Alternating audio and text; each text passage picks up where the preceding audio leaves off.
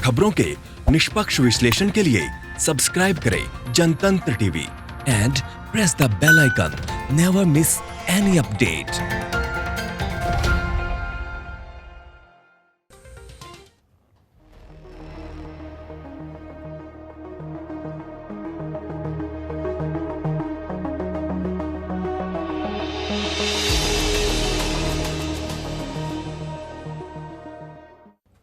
नमस्कार, मैं हूं आपके साथ अनन्या तिवारी। हमारी खास पेशकश रिपोर्टर्स डायरी में एक बार फिर आपका स्वागत है। हमारी कोशिश है कि आपको सीधे ग्राउंड जीरो से एक्सक्लूसिव और ऐसी खबर दिखाएं जिनका सीधा सरोकार आपसे है। वो खबरें जो आपकी जिंदगी पर असर डाल रही हैं। सोशल मीडिया और फेक न्यूज की बाढ़ के बीच हमारे रिपोर्टर्स सीधे आप तक खबरें पहुंचाएंगे।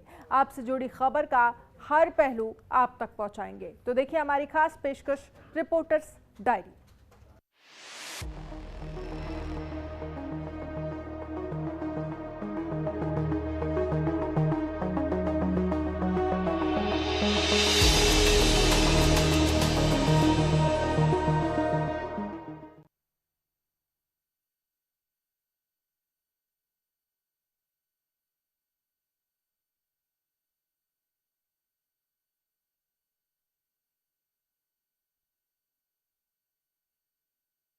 रिपोर्टर्स डायरी में सबसे पहले बात करेंगे बनारस की। बनारस बोलते ही पान साड़ी की तरह ही एक कला और याद आती है और वो है बनारसी गुलाबी मीनाकारी।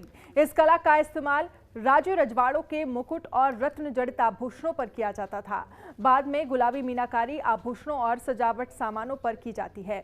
लगातार उपेक्षा के कारण मीनाकारी लगभग दम तोड़ रही थी, लेकिन आज भी बनारस के कारीगर इसे जीवित करने का प्रयास कर रहे हैं। इस रिपोर्ट में देखिए।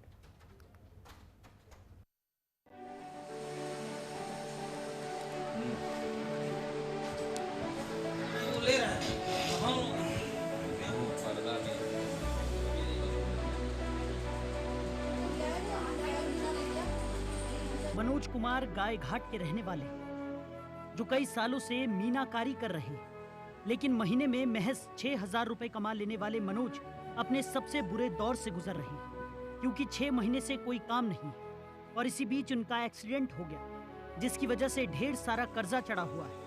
ना तो आयुष्मान भारत से कोई मदद मिली और ना ही किसी दूसरी योजना से। यहाँ तक कि इनके पास राशन कार्ड भी नहीं है।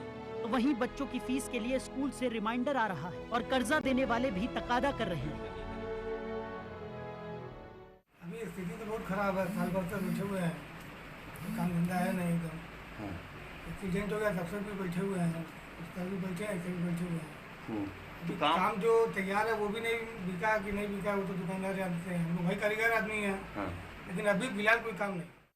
अभी तो हम लोगों की स्थिति बहुत खराब है, क्योंकि हम लोगों से 4 महीने से घर बैठे थे, कोई काम था नहीं, कोई मिलता भी नहीं इस टाइम काम, लॉकडाउन की वजह से।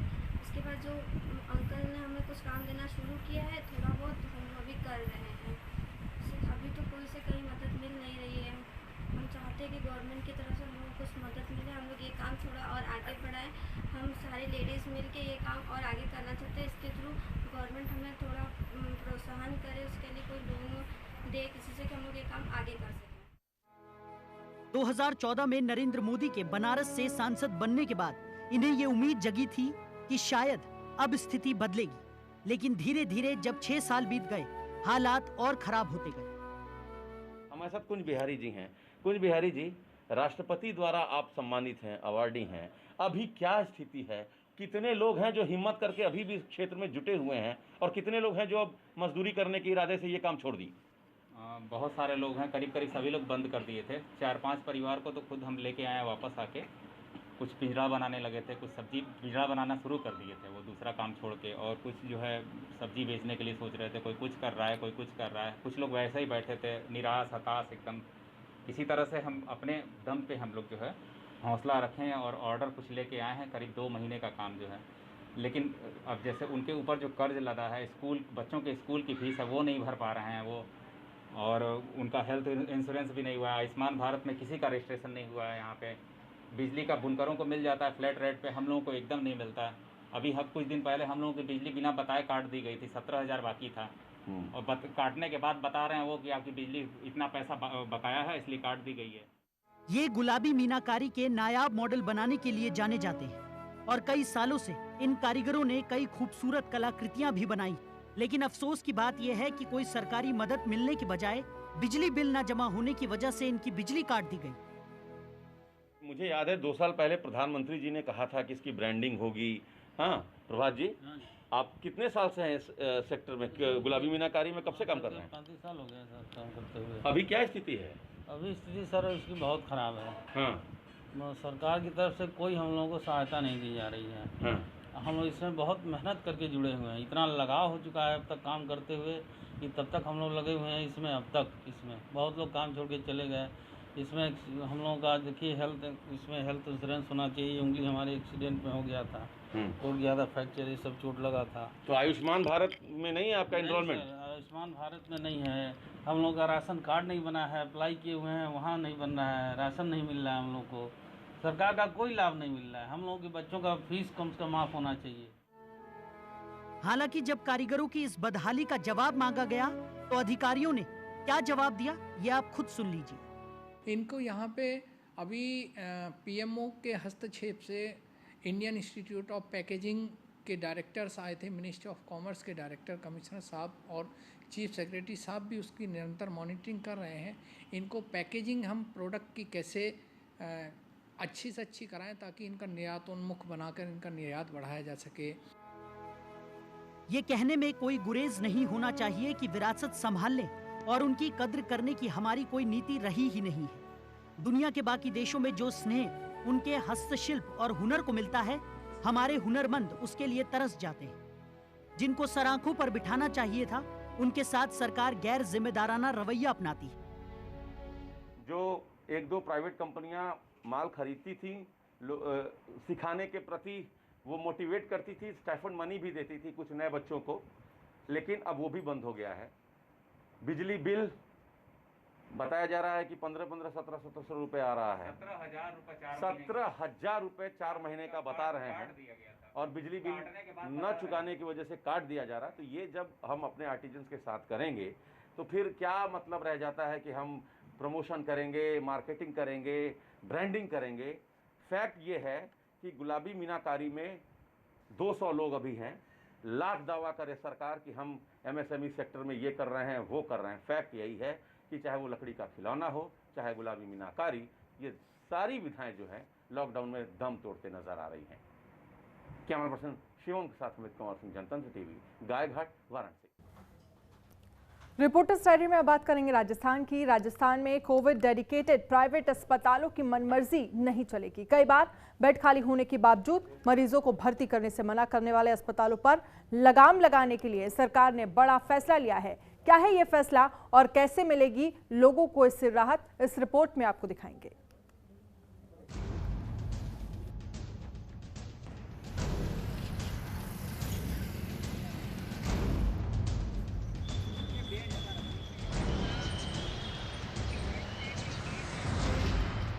राजस्थान में कोरोना मरीजों का आंकड़ा लगातार बढ़ता जा रहा है। हालात ये हैं कि करीब 1 लाख मरीज अब तक राजस्थान में संक्रमित हो चुके हैं। ऐसे में सरकार ने मनमानी फीस वसूली करने वाले निजी अस्पतालों की लगाम कसने की कोशिश की, तो इन निजी अस्पतालों ने बेड खाली होने के बावजूद मरीजों को एडमिट करना बंद कर दिया। ऐसे में अब अस्पतालों की मनमानी रोकने के लिए जिला प्रशासन की निगरानी में हेल्प डेस्क काम करेगी। इसमें जिला प्रशासन के अधिकारी व्यवस्थाओं को देखेंगे, साथ ही 2 लोगों का स्टाफ यहां हमेशा उपलब्ध रहेगा। ऐसे में अब कोई भी अस्पताल बेड खाली होने के बावजूद मरीज को भर्ती करने से मना नहीं कर सकेगा। 24 घंटे की हेल्प डेस्क शुरू की है। RUHS में जिला प्रशासन के द्वारा इसकी निगरानी की जाएगी। उच्च स्तर के ADM स्तर के अधिकारी इसमें रहेंगे। 2 स्टाफ हमेशा इस हेल्प डेस्क पे मौजूद रहेगा। 24 घंटे हेल्प डेस्क चलेगी। अब सेंट्रलाइज व्यवस्था होने के कारण निजी के साथ ही सरकारी अस्पताल में उपलब्ध खाली बेड की भी जानकारी मिलेगी। इससे गंभीर मरीजों को अस्पताल में भर्ती कराने के लिए परिजनों को दर दर नहीं भटकना पड़ेगा। 4-5 दिन पहले मेरे एक रिश्तेदार का फ़ोन आया कि भैया अपने वहाँ जयपुर में जेपी कॉलोनी में कोई रहता है, तो वो रिश्तेदार कोरोना पॉजिटिव आया है और वो बार बार फ़ोन करके पूछ रहा है कि अपने कोरोना पॉजिटिव आए हैं भैया, इसको कहाँ एडमिट कराएं। तो मैंने बोला मैं इनकी एसएमएस की तो मना कर दिया उन्होंने। फिर उन्होंने बोला भाई RUHS एक हॉस्पिटल है, उसमें एडमिट करेंगे। तो वहाँ RUHS उनको लेके गए, तो उन्होंने प्रशासन में जो रिसेप्शन पे होता है उन्होंने बोला कि भैया यहाँ 100 बेड हैं और ये 100 बेड उनके लिए हैं, MLA हैं, MP हैं, प्रशासनिक अधिकारी हैं, CMHO हैं, डॉक्टरेट लाइन में हैं, उनके लिए भैया यहाँ एडमिट नहीं करेंगे। फिर वो बेचारे इधर उधर भटकते रहे। मैंने उनको एक बार जयपुरिया हॉस्पिटल भी बताया, जयपुरिया में भी उनको कोई सुविधा नहीं मिली। उनको फिर कई डॉक्टरों ने कहा कि हम घर पे आइसोलेट कर देते हैं, घर पे उनको रख गए और टैबलेट दे के चले जाते हैं। ना उनकी कोई सुनता है, ना कोई प्रशासनिक अधिकारी सुनता है। CMHO को फ़ोन करते हैं तो CMHO नहीं सुनता। तो ऐसे कब तक आम जनता मरती रहेगी? जिला प्रशासन के अधिकारियों का मानना है कि इस नई व्यवस्था से आम लोगों को काफी राहत मिलेगी। साथ ही प्रदेश के सभी जिलों में यह हेल्प डेस्क शुरू होने के बाद अस्पतालों की सीधे तौर पर मॉनिटरिंग की जा सकेगी। राज्य सरकार के हमारे पास निर्देश आए थे कि कोरोना के रोकथाम के लिए हेल्प डेस्क की व्यवस्था की जाए। ये हेल्प डेस्क हमने RUHS हॉस्पिटल प्रताप नगर के अंदर स्थापित की है। इसके अंदर CMHO और जिला प्रशासन की तरफ से 24 घंटे कर्मचारी, 2 कर्मचारी वहाँ पे कार्यरत रहेंगे। जो अभी तक पेशेंट्स को निजी अस्पताल टरका दिया करते थे कि भाई बेड्स की अवेलेबिलिटी नहीं है या डॉक्टर्स उनको किसी ना किसी बहाने से टरका दिए थे, उसकी मॉनिटरिंग के लिए ये व्यवस्था चालू की गई है, जिसके अंदर हमें समस्त निजी अस्पतालों में कितने वेंटिलेटर्स हैं, कितने ऑक्सीजन बेड्स हैं, कितने जनरल बेड्स हैं, इनकी मॉनिटरिंग की जाएगी। राजस्थान में निजी अस्पताल मरीजों से 5,000 रुपए से लेकर अधिकतम 9,900 रुपए प्रतिदिन तक ही चार्ज कर सकते हैं। इसमें दवा, ICU, वेंटिलेटर आदि के चार्ज ऐड हैं। पहले लाखों रुपए वसूली की शिकायतें सरकार को मिल रही, इसके बाद ये नई व्यवस्था शुरू की गई है। कोरोना पेशेंट्स को सहायता पहुंचाने के लिए सरकार ने एक बड़ा कदम किया है। जिस तरह से प्राइवेट हॉस्पिटल्स की जब से रेट डिसाइड की गई कि जो भी पेशेंट भर्ती होगा उससे क्या रेट यानी क्या फीस उनसे चार्ज की जा सकती है, तो उसके बाद ये देखने में आ रहा था कि लगातार जिस तरह के जो हालात बने कि जो प्राइवेट हॉस्पिटल है उनकी ओर से ये कहा गया कि बेड खाली नहीं है, क्योंकि पहले एक भारी भरकम जो फीस है वो उनसे वसूली जाती थी। लेकिन अब एक बड़ा कदम यहाँ सरकार की ओर से उठाया गया है, तो कहीं ना कहीं आम जन को एक बड़ी राहत इससे मिलने जाएगी। अरविंद पालावत, जनतंत्र टीवी, जयपुर। रिपोर्टर्स डायरी में वक्त एक छोटे से ब्रेक का। ब्रेक के बाद हमारी खास पेशकश जारी है।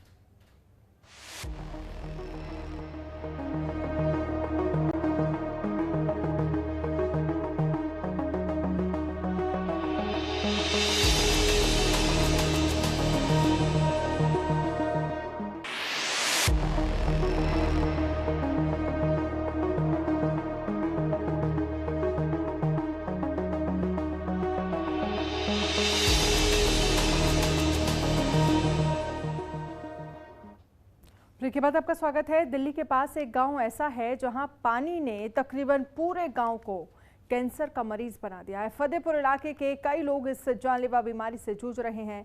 कैंसर अब तक कई जिंदगियों को निगल चुका है और कुछ पर उसकी नजर है। ये रिपोर्ट देखिए।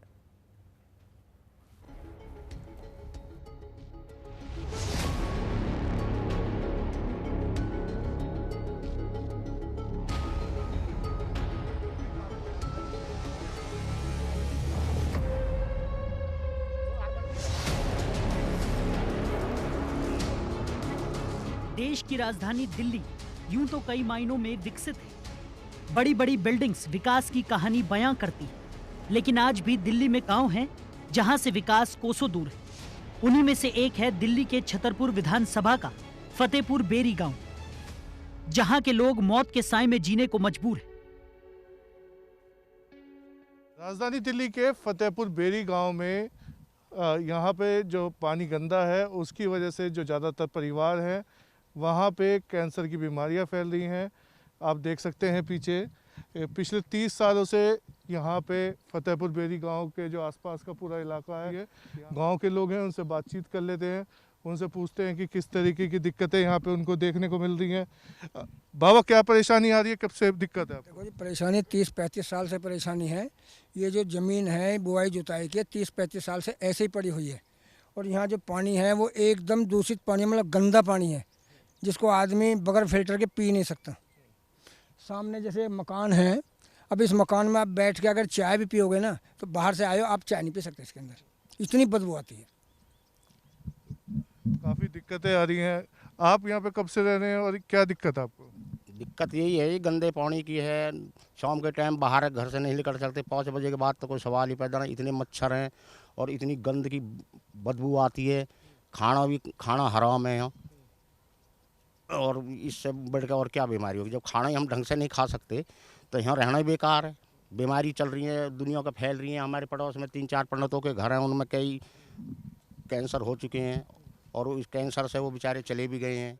70,000 लोगों की आबादी वाले इस गांव के आधे से ज्यादा लोग कैंसर से पीड़ित हैं। वजह गांव से सटा हुआ ये तालाब, जिसका पानी गांव के लोगों को मौत बांट रहा है। यहाँ करीब 30 साल से 70 एकड़ जमीन पर पानी धीरे धीरे जमा हो रहा है, जो बरसात आने पर लोगों के घरों में कब्जा जमा लेता है और यहीं से शुरू होती है कैंसर की दस्तक।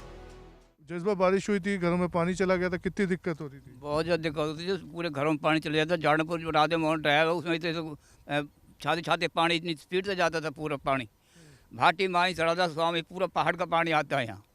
और लोग इतने परेशान, गंदा पानी गाँव को भरा रहता है। 40-50 एकड़ जमीन, जिसमें जिम्मेदारों के छोटे छोटे जिम्मेदार हैं जिनकी ज़मीन है ये, वो उनके खेत में पानी, वो क्या इसमें क्या फसल करेंगे? और गंदा पानी से बीमारी बहुत ज़्यादा फैल रही है। मच्छर इतने ज़्यादा हो रहे हैं कि लोगों को मलेरिया, डेंगू बीमारी का सामना करना पड़ रहा है। आप मानते हैं समाधान क्यों नहीं हो रहा? क्या दिक्कत आ रही है, किस वजह से नहीं हो रहा? अब ये तो समाधान गवर्नमेंट करने वाली है, गवर्नमेंट करेगी सभी को। समाधान तो हमारे हाथ में तो है नहीं, गवर्नमेंट के हाथ में है। सेंट्रल गवर्नमेंट बैठी है, दिल्ली गवर्नमेंट बैठी है, वो तो उनके हाथ में, हमारे हाथ में थोड़ी है। वो तो इनको यहाँ से नाला बनाना चाहिए, ज़मीन इकबार कर करके। और जहाँ तक मेरे ख्याल से 40 बीघे ज़मीन इकबार कर रखी गवर्नमेंट ने, जहाँ ये पानी इकट्ठा होना था, लेकिन वो ज़मीन पर भी लोग कब्जा कर चुके हैं। जब इसका समाधान नहीं होगा तो उसका समाधान कैसे होगा? और यहाँ तो बीमारी फैलती रहेंगी सारी यहाँ तक। अब इन तस्वीरों के जरिए आप खुद अंदाजा लगा लीजिए कि ये तालाब का पानी कितना खतरनाक है। पानी के सतह पर गहरे हरे रंग की काई न जाने कितनी बीमारी अपने अंदर लिए बैठी होगी। अभी दिल्ली में कुछ दिनों पहले हुई बारिश की वजह से गांव तालाब में तब्दील हो गया था, जिसके बाद कई अधिकारी यहां पर आकर दौरा भी कर चुके हैं, लेकिन गांव के हालात जस के तस बने हुए हैं। वहीं दूसरी तरफ साउथ दिल्ली से बीजेपी के सांसद रमेश बिदूड़ी भी कई बार गांव का दौरा कर चुके हैं, लेकिन गांव वालों का कहना है कि सांसद के लेटर पर अधिकारियों ने कोई कार्रवाई नहीं की। गांव से सटे इस तालाब से हर कोई परेशान है। यहाँ के लोगों में खुशी कम, डर ज्यादा बसा है, और वो डर है जान से हाथ धो देने का डर। वाल्मीकि बस्ती में रहने वाली शिला भी कैंसर से पीड़ित है। सुनिए क्या कहना है इनका। पानी की दिक्कत से, नाले की वजह से, और कहा कहें जी मौत है। 50 साल हो गए ऐसे ही देख रही हूँ। ये पानी तो यहाँ तक हमें बर्बाद कर रहा हो। और अब कई हमारे ऐसे वे दुर्घटना हो चुकी। अब मैं तुम्हें पहले बता रही, बहन मेरी गुजर गई इसी बीमारी में। अब मेरे यही बीमारी अब फिलहाल, और पोती अभी 2-3 महीना हुए हैं। 16-17 साल की गुजरी है, 8 क्लास में तो पढ़ाई। अब हम यार नाड़े को कुछ भी शोभन आज तक हुआ ना है। गांव वाले नेता भी खूब बड़े बड़े हो रहे हैं, जीत के भी आ रहे हैं, हार के भी आ रहे हैं, पर हमारे लिए कुछ नहीं करो किसी ने भी। गांव का बच्चा बच्चा दहशत में जीने को मजबूर है। गांव वालों को बस इंतजार है कि कब सरकार की तरफ से उनकी समस्या का समाधान किया जाए, ताकि वो खुली हवा में सांस ले सके। ब्यूरो रिपोर्ट, जनतंत्र टीवी। रिपोर्टर स्टारी में फिलहाल इतना ही। देश दुनिया की तमाम बड़ी खबरों के लिए आप देखते रहिए जनतंत्र टीवी। नमस्कार।